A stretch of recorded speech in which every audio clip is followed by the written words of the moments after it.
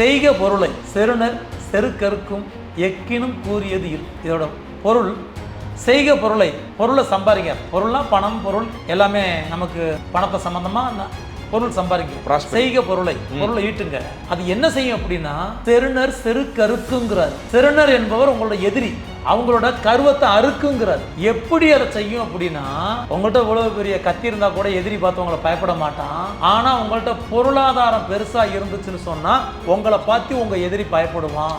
அப்படிங்கிறத வள்ளுவம் எப்ப பிறந்துச்சோ அப்பயே சொல்லியிருக்காங்க. அன்னைக்கு பண்டமாற்று முறை இருந்துச்சா, இந்த மாதிரி பணம் இருந்துச்சான்னு எனக்கு தெரியாது. இன்னைக்கு இந்த உலகத்துல நீங்க திறமையானவன்னு காமிக்கணும்னா ஏதோ ஒரு உங்களுக்கு சூப்பர் டூப்பரா திறமை இருக்குதுன்னு சொன்னா அந்த திறமைய பணமா மாத்த தெரிஞ்சா அந்த திறமை உங்கள்கிட்ட இருக்கிறதுல உங்களுக்கு பயன். ஒருவேளை அந்த திறமைய உங்களால பணமா மாத்த முடியாட்டி அந்த திறமை இருந்தும் வீண். நான் தண்ணி மேல நடப்பேன், ஓகே டன் சூப்பர், அதுல எப்படி காசு சம்பாதிப்பேன்? நான் காத்துல பறப்பேன், ஃபிளைட்ல இல்ல நானா, ஓகே டன், அதை எப்படி காசா மாத்துறது?